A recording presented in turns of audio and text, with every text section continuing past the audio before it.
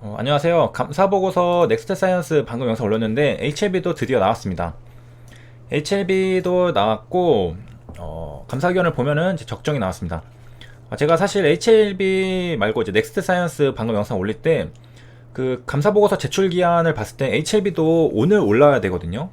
그래서 감사보고서가 오늘 올라오지 않으면은 이제 뭐 연기하는 어떤 사유에 대해서도 공시를 해야 되는데 그래서 왜 HLB는 왜 아직 안 올라왔을까라고 좀 생각을 하고 있었는데 영상에서 제가 말을 하지 않았죠. 왜냐면 또 올렸다가 또 그들이 올라오기 때문에 제가 참고 있었는데 다행히 이제 감사 보고서가 올라왔습니다. 그래서 HLB도 이제 말하고 기존에 HLB 생명과학이 더 먼저 나왔었죠. HLB 파워랑 그때도 사실 이제 눈치 빠르신 분들은 HLB는 왜 안 올라올까라고 생각하시고 저한테 물어보신 분들이 있었는데 제가 따로 답변을 하진 않았습니다. 근데 HLB는 주주총회 소집 공고를 보면은 자, 올라오는 이제 마지막 날짜가 오늘이거든요. 3월 30일이니까 이제 딱 7 빼고 하면은 이제 오늘 3월 20일이 감사보고서 이제 제출 마지막 날입니다.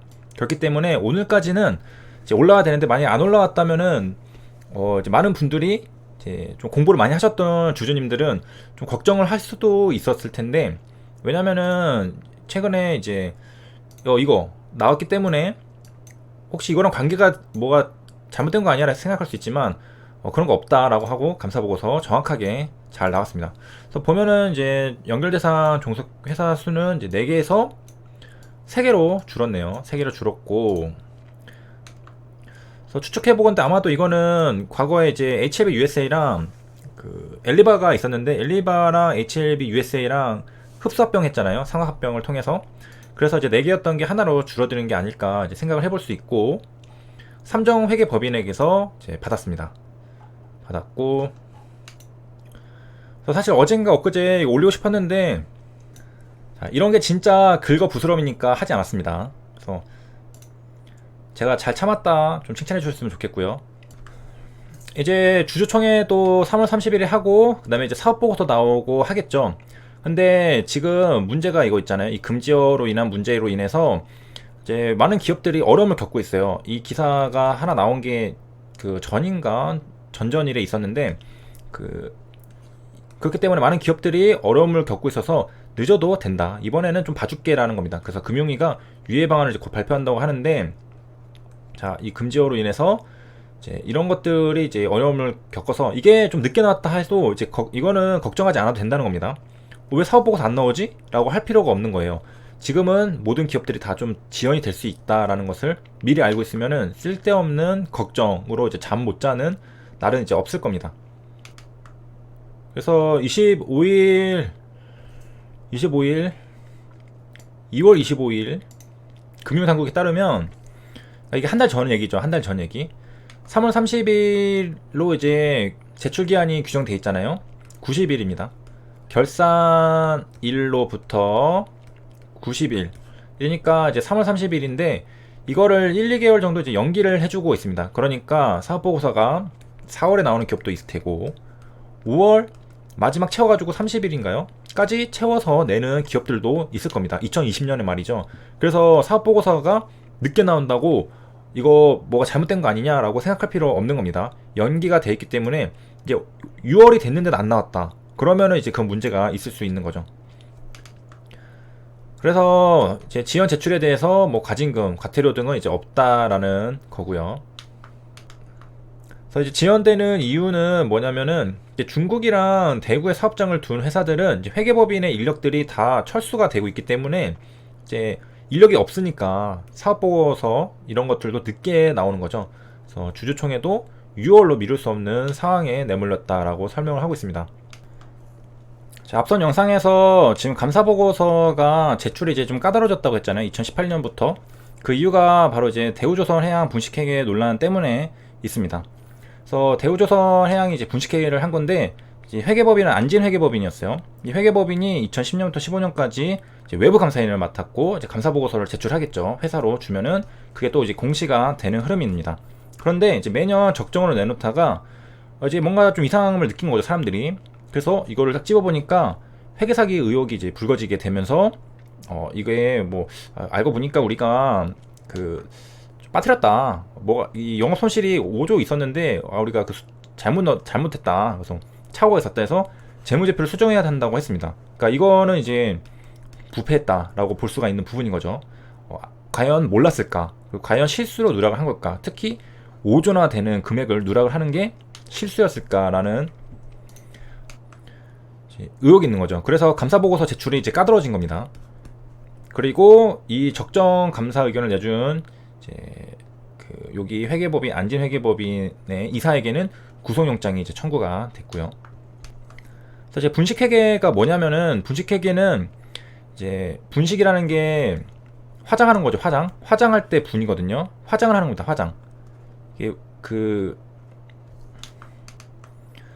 여자들 그 화장빨, 사진빨 이런 거에 이제 속으시면 안 되는 그런 느낌인 거죠. 그래서 회사가 자산이나 이익을 실제보다 더 부풀리는 목적으로, 그러니까 나는 좀 평범하게 생겼는데 엄청 예쁜 것처럼 부풀리는 목적으로, 물론 이제 그 잘 보이는 게 더 좋죠. 저는 화장하는 게 더 좋다 생각하는데, 일단 부당한 방법으로 이제 재무제표의 수치를 고의로 왜곡시키는 작업을 한다는 겁니다. 그러니까 이제 회사도 화장을 한다는 거죠. 분칠을 해가지고 이렇게 한다는 거죠. 분식회계 하니까 떡볶이 막 이런 거 아닙니다. 그래서 이제 가장 최근 결과를 보면 2020년 2월 20일이니까 한 달 전이에요. 딱 한 달 전에 대우조선해양 분식회계에 대해서 이제 어떻게 판결났냐, 투자자들에게 146억 원 배상하라 라고 나왔습니다. 왜냐면은 분식회계로 회사가 괜찮은 줄 알고 투자를 해서 손실을 본 거거든요. 그러면은 당연히 회사가 잘못을 한 거죠. 이거는 투자자들 잘못이 없죠. 공시를 그리고 감사보고서를 정확하게 투자자들이 분석을 하고 이거를 믿고서 한 건데, 이게 자체가 애초에 데이터 자체가 잘못된 거니까 이거는 피할 수 없는 그 위험이었잖아요.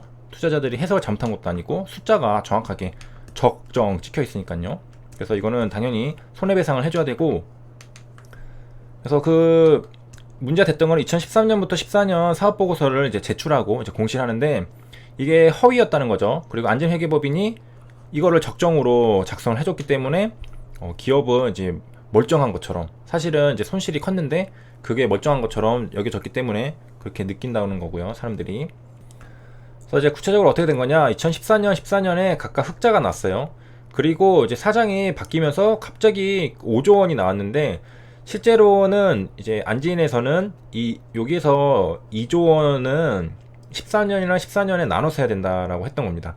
그러니까 실제로는 13년, 14년에 적자가 발생을 했는데 각각 이제 1조라고 한다면은 실제로 그 손실은 마이너스 5천억, 그리고 또 5천억, 그리고 마이너스 3조 이렇게 찍혀야 되는데 지금 플러스 한 방에 이제 적자를 털어내는 방법을 썼다는 겁니다. 이런 거가 되면은 이제 V자 반등이 가능하거든요. 적자를 한 번에 털어내서 또 다시 플러스로 바꾸는 그런 방법들도 있는데, 어쨌든 이거는 뭐 관계는 없으니까 지금이랑은. 그래서 지금 이게 문제가 됐다는 거죠. 그래서 이제 최근에는 2017년 금융위원회에서는 이제 자산이 5조 원, 그러니까 대기업들이죠. 자산이 5조 원 대기업, 금융사, 그리고 분식회계 가능성이 높은 기업들은 금융당국이 지정하는 회계법인의 외부감사를 받도록 했습니다. 그러니까 회사가 직접 법인을 정하면은 둘이 서로 아는 사이고 짝짝꿍이 잘 맞아가지고, 야, 그 조금 우리 좀 껄찍한 게 있지만은 좀 적정 좀 줘, 내가 좀 그래 좀 잘해줄게 하면서 서로 이렇게 짜고 칠 수 있으니까 이거를 아예 방지를 하기 위해서 금융당국이 그냥 정해줍니다, 회계법인을. 그래가지고 외부 감사를 받게 됩니다. 그러니까 객관성과 투명성을 확보할 수가 있죠. 그래서 감사를 맡은 회계법인을 정해주는 거고, 이게 뭐냐면은 대우조선해양, 뭐 모뉴엘, 뭐 대우조선 뭐 많았습니다. 많은데 이거를 회계법인 직접 고르니까 가불관계. 회사가 어쨌든 수수료를 주고서 감사보고서를 이제 받는 거잖아요. 그 회계법인은 영업을 해야 됩니다. 회사한테 잘 보일 수밖에 없죠.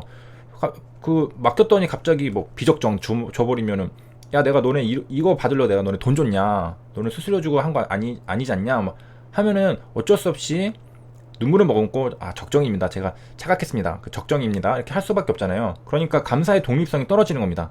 이게 가불관계가 되니까, 돈을 받는 관계니까 주종관계가 형성이 되는 겁니다. 가불관계가 돈을 받아야 되니까. 그래서 이런 것들에서 좀 객관성을 좀 확보하기 위해서 이제 지정제를 통해서 금융당국이 정해주게 됩니다. 이런 것들도 과거에 이런 대우조선해양 사건들이 있었기 때문에 문제들을 하나하나씩 지금 해결해 나간 거죠.